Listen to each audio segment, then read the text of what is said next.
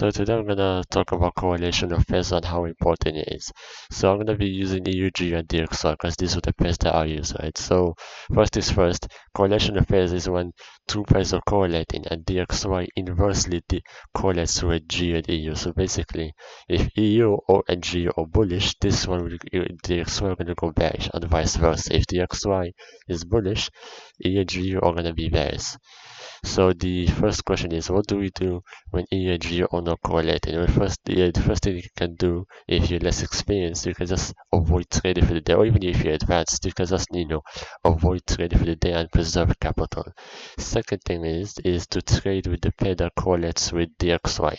So basically, if let's just say EU isn't correlating with a GU, you check the pair, which could either be GU or EU.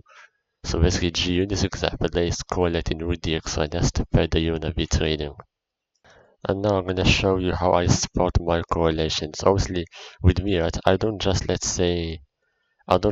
at the trend and see if it's bullish or bearish, right? I include time to be even more specific. Yeah, I will show you an example. So I'm gonna be using the 15 minutes time frame so I can be as specific as possible. And like we said here, if the EUG is bullish, the XY is gonna be bearish. So as you can see, EU is bullish, so the XY is gonna be bearish, right? So the first thing is I wanna see, right, is what time a specific high manipulated or was formed. So if you look at this high is manipulation, right, on EU. This high manipulated the previous high, the previous day high. So this one was formed at 9:30, right? And if you go on DXY, this low, which also induced the previous low, the yesterday's low, was formed at 9:30. So these two highs are the correlating. And if you check another high, let's check EU.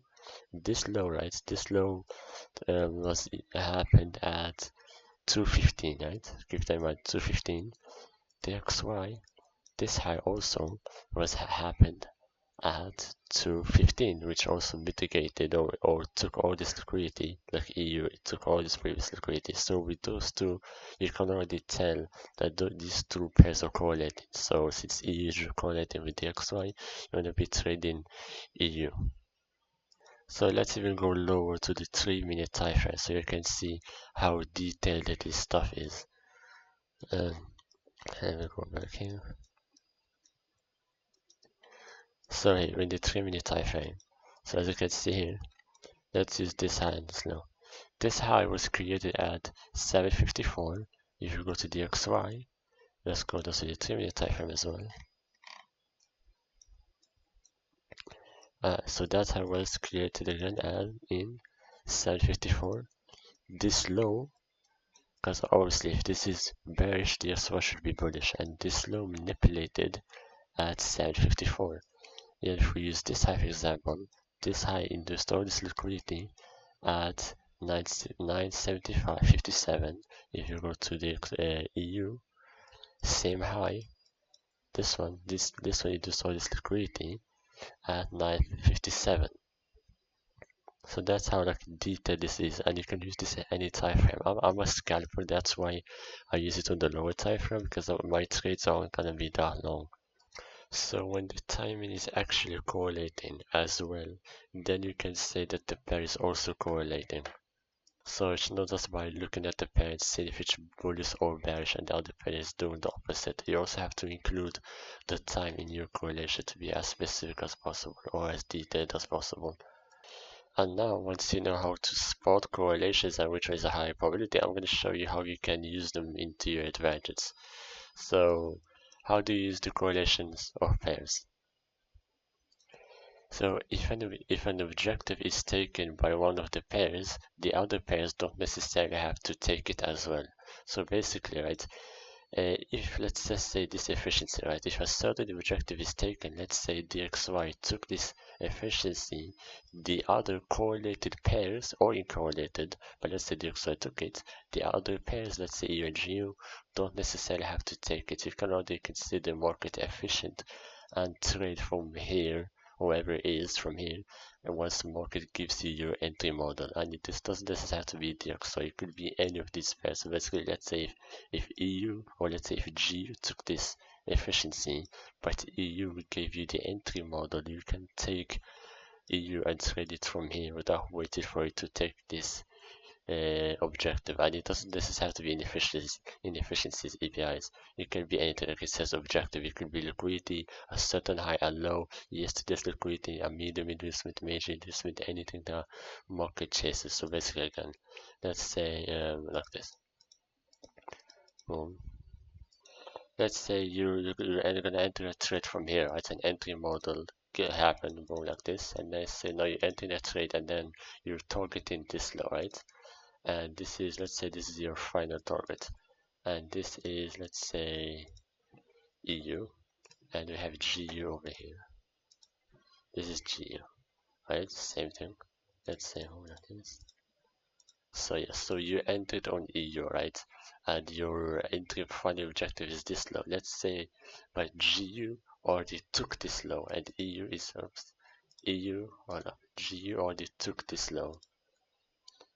And the EUGO took this low, and the EU price is still around here. Now EU doesn't necessarily have to take this low. Now you can just reverse from here or just consolidate. So that's why you maybe wanna go break even or close to full trade, since GU already took this low that manipulated the same time as this low.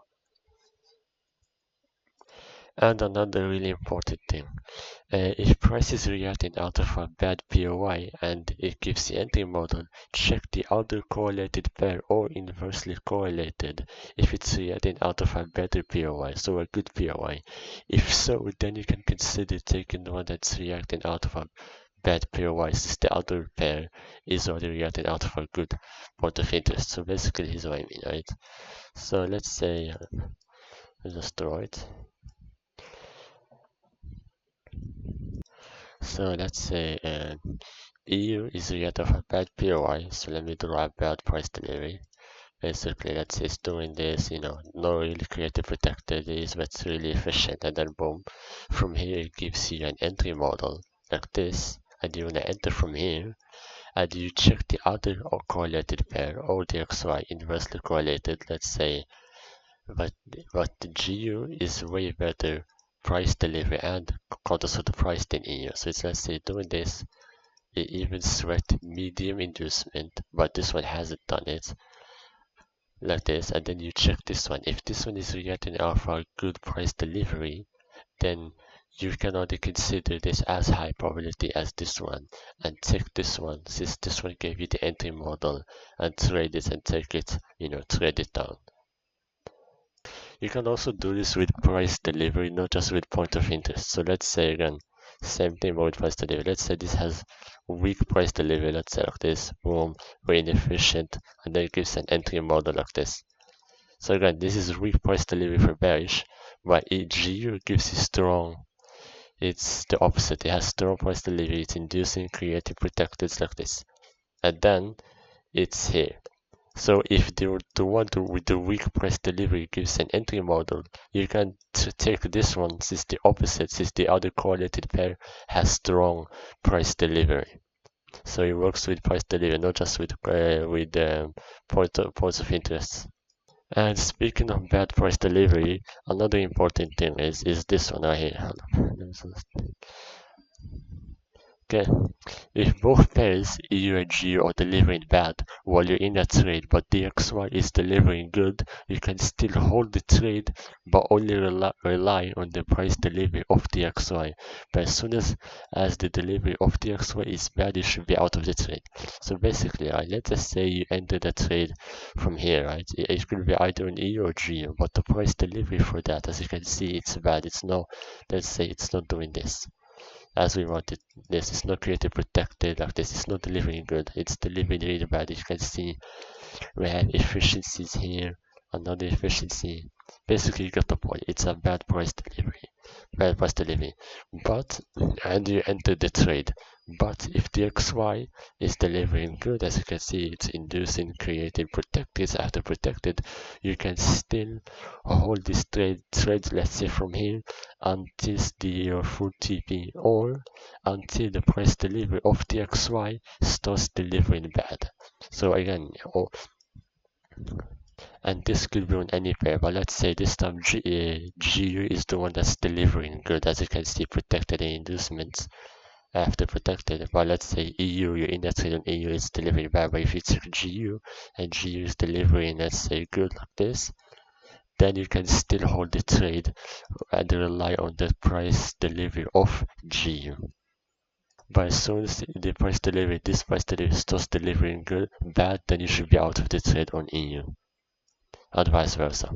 Here's a quick example of when price takes a certain high and the other pair doesn't because it doesn't have to. So again, if we check at this here, this high manipulated at Wednesday 11, and if we check this one mitigated at Wednesday 11, and this one was formed at 1st of July, Thursday, Tuesday, 1st of July, Thursday. So here's my quick example of how that looks like. I have another one over here in the 4-hour time frame. Actually in the daily. Yeah, I gotta stay here. Here's one, this one formed at 14th of August, and this one at Friday 22.